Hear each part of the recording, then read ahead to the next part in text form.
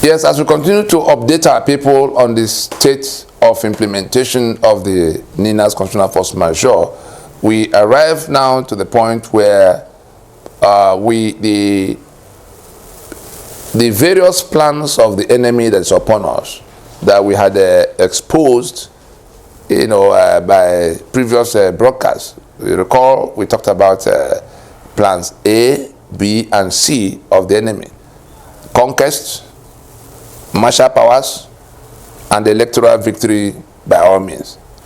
Those are their plans A, B, and C. So we now have come to share with our people what that enemy is doing with each of these plans. And those who want to verify should go to YouTube and check out the title, view the title 2023 election as Caliphate decoy for conquest onslaught. 2023 as Caliphate decoy for conquest onslaught. There's also one in which we're talking about the election of 2023 as a disguise for plan A and B of that's the election itself is the third in the hierarchy of options. Where has that brought us? The onslaught, the conquest onslaught is ongoing. I'm sure we saw the video in which a community leader in Plateau was talking about 80 communities that have been overrun in circumstances where the governor and the military commanders were informed up front about the invasion and they did nothing. And by the time the dead bodies were counted in the villages that they could access, over 300 of their kinsmen had been killed by these Fulani invaders. And so that conquest, that onslaught is ongoing. Southern Kaduna, Benue, everywhere, they are attacking people, even in this deep into the south. The other day, it was guests at a funeral in Ondo State. 32 we hear have been abducted.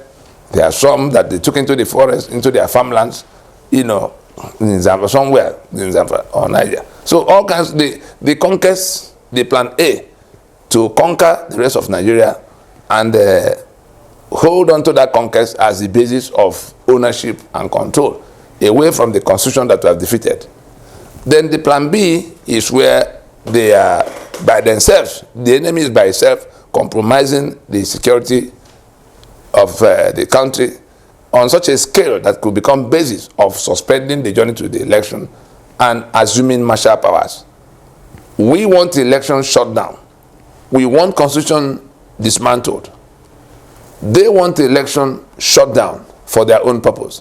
We had when Malami had written to his principal suggesting that the constitution be suspended in its entirety, meaning that they are going to suspend your rights and assume more rights, martial powers, to be able to advance their conquest mission unchallenged. That's what it is. And so plan B is to compromise security a little further and now cite it as a reason for going in that direction, suspending election, suspending constitution, assuming martial powers under section 135 of the constitution. If we have not succeeded in if we refuse to demonstrate our rejection of that constitution before they play that card, it will be entirely our fault. The whole world has to hear it from us that we're not going to this election. As for whether election of 2023 will suffer, let those who have ears listen to it now. The people that are inviting you to that election, they have two other plans outside that election. And even in that election, they have their own plans outside the rules they advertise to you. So head or tail, either they conquer you immediate, or they assume martial powers to buy longer time for themselves to finish that conquest, or they retain power by taking you to election that they've already rigged out by their own mechanisms. Head or tail, they emerge. And so we are informing our people that in the one of plan A, the conquest, nobody needs to be told, it's happening. In the one of plan B, I'm sure we saw when the Arewa, we saw in the news, in the media space, when the Arewa youth, their usual mouthpieces, came out talking about security that is going bad, for which election may not happen. Shortly after, it was the British government saying, oh, security is bad in Nigeria now, election may not happen. Then a former chief of army staff and, in fact, internal minister for interior, Dambazo, coming out to say that security is so bad, election may suffer. And finally, the governors of the Northwest. So when you, as you can see in the reports in the background, where they are laying the foundation for how to suspend the joint election for their own purposes. For their own purposes. We are saying the joint election has to be suspended for our own purpose of going into transition to rework our constitution. They want to suspend the joint election to assume martial powers and complete their conquest mission. If we do not say it to the hearing of the whole world, that the reason we are not going to election is that we reject that constitution, their own narrative may prevail, in which they will just say that security has gone so bad, which is why they are planting it all over the place, including the international arena where their joint venture partner Britain has helped them to implant it. That things are going so bad security-wise in Nigeria, and that the elections may suffer. So that is what they are doing concerning Plan B.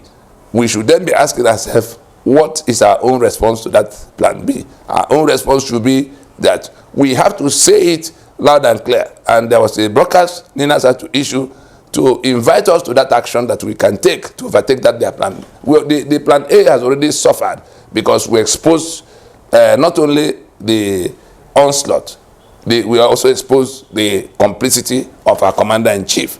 So not only here, but in the international circuit. And so they had a difficulty, 7 years out of 8. In fact, 5 months towards election, they can no longer do so much on that. You remember the video titled Train Terror Attack, the demand of the terrorists. So if we go Train Terror Attack, if we click on YouTube, we will see where we are talking about that conquest mission, conquest drive, as is being orchestrated from Government House of Nigeria, from the seat of power in Nigeria. And so we can say 80–90% sure that Plan A has run into bad waters, because we also went to higher quarters to impede their movement in that. We can say that we have some time left to advance on our response to their Plan B, which is to suspend the election on account of security, instead of we getting the election suspended on account of the transition that we want. There are two different narratives. If we allow them to escape with their own, in which they're already getting all kinds of spokespersons to talk about insecurity, and we keep quiet, we ask people to say, if you agree with Ninas, say so loudly. That's the title of that broadcast, where we ask people to join in saying to the hearing of the whole world that the reason we don't want to go to any further election is that we have repudiated the Constitution and rejected the Constitution and the election that will renew the life of that Constitution. If we do not do that, we have 2–3 months to get on that very quickly. If we do not do that, and we allow them to compromise our security and then suspend the journey to the election, the outcome will be totally different. The outcome will be one in which they assume that martial powers and suspend your own rights. Then we come to Plan C. Like we said in the video that have been referenced, or the broadcast that have been referenced, the Plan C is one in which we are to be distracted in all the things we should have been doing against their Plan A and B, because we are shouting PVC and obedient, while they are carrying on with their Plan A and B in priority to that election. And even in that election, if they do not completely overrun us in Plan A, and they do not assume martial powers yet in Plan B, the election was one where they already secured the tickets for one of the parties, and given the empty ticket of the other to the other major political party. But that one too has its own problems now. But to tell you, to give you a glimpse into the workings of the minds of this enemy, you recall that the electoral law that had to be amended to remove human interference from the point between the point of voting and the point of vote tally, that is collation. They are from the back door reinstated that human interference.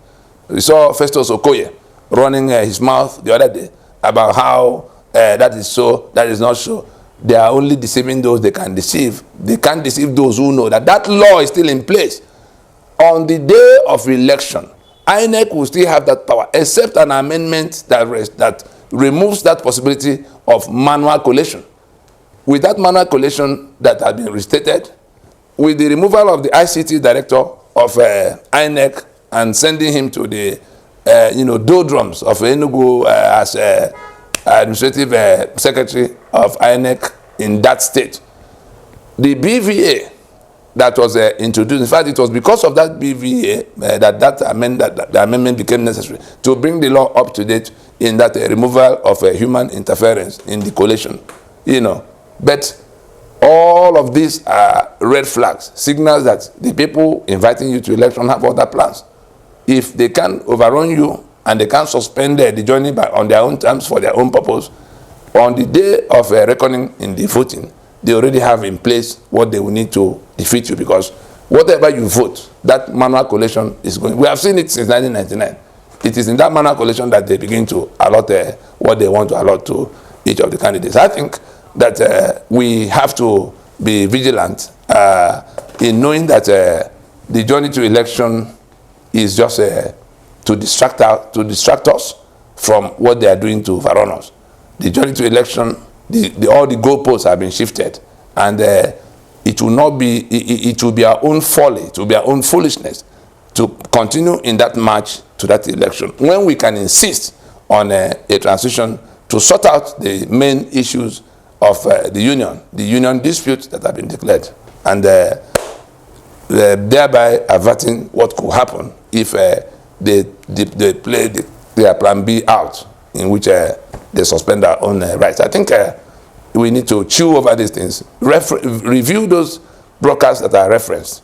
These are matters of life and death if we pay attention. But if we don't, we may just become statistics. We may become victims of our own self-imposed ignorance of the situation that is staring at us. I think we stop there.